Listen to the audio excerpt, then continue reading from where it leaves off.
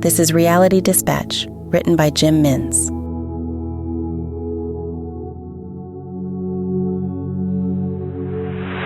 The orders were to move the line forward and grenade out the foxhole by any means necessary. The captain was holding up the instruction as long as he could. He attempted to maintain a vigilant face so as not to draw suspicion from the privates under his command. He welcomed the machine gun fire when it pierced their stronghold, as it provided an alibi against what he was attempting to achieve. Defection. "What are our orders, Captain?" came a particularly belligerent private on the morning of the ambush. "We are to move forward when safe to do so. We shell out the foxhole with grenades and cover fire.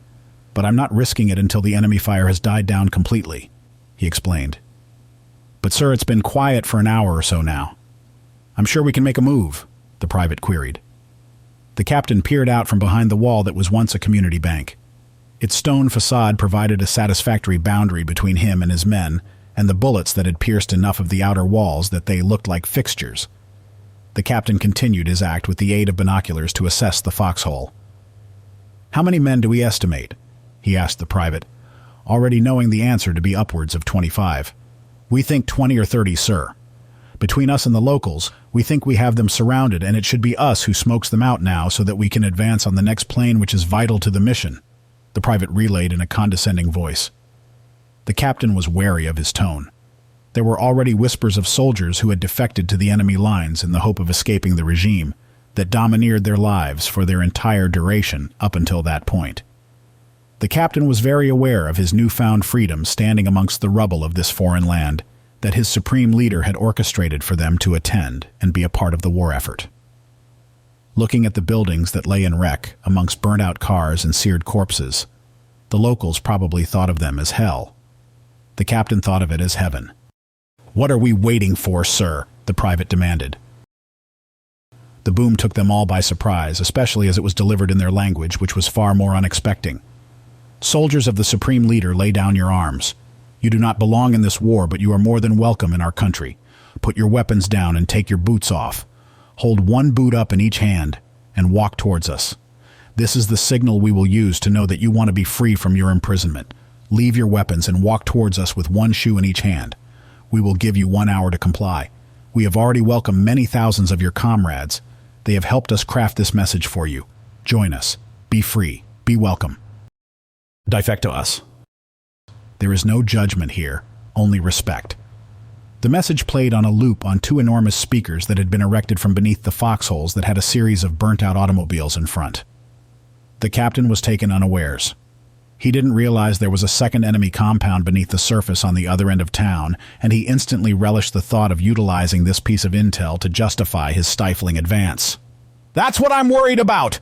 he yelled at the private. "Did you see there was a second foxhole on the ridge over there? Who knows how many soldiers are inside? Don't rush me, private. I will have you court-martialed faster than you can count to 5. The private stood back with one hand raised in defeat and his weapon helped by its barrel in the other. "Stand at attention, private!" the captain yelled. The private smirked. He dropped his weapon and knelt down and began to unfasten his laces. The captain looked at his company to see the others were all engaged in mid-loosening of their bootlaces. Those that had completed had already mounted the footwear to each hand. They looked at one another in hopeful anticipation. When all the laces were unfastened, not one soldier was prepared to engage in further gunfire. "Defection is punishable by death," the captain yelled, incredulous that his own plans had been thwarted by these underlings. "Captain, you are an enabler of an evil regime, and we have waited our entire lives for this moment. You can either shoot us or set us free. Either way, we are walking." The soldiers began marching away from their position with their hands raised above their heads and their boots dangling from their wrists. The captain looked down at the stockpile of weapons that surrounded the stronghold. He turned his head behind the stone wall to watch his former men arrive at the foxhole. He looked on as they entered one by one, seemingly unharmed. There was plenty of opportunity to execute them on the long walk up the main street to their final arrival. The enemy did not. He chuckled at the ease with which their freedom was afforded.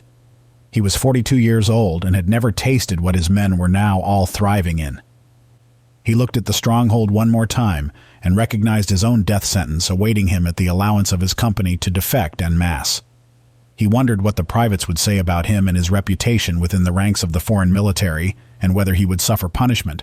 not being able to craft his own narrative to the citizens that would embrace his arrival in their free society.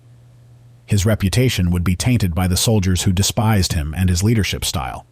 They already accused him of being an enabler. What would they be saying to the foreigners right now while he sat there awaiting their gunfire?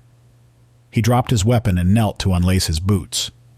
The recording continued on the loop. This gave him hope that the offer was still active. He got one boot off and quickly began unlacing the second. By the time it came off, the captain stood with the boots over his wrists. He raised them above his head when the audio ceased, creating an eerie silence that fell over the main street. All that could be heard was the wind on the distant plain. The hopeful anticipation in his heart vanished. He took a step out from behind the bank and felt the whistling breeze of sharp stone fragments break away from the wall as the bullet penetrated the outer sandstone block a millimeter from his forehead. He ducked back behind the wall to regain his previous position.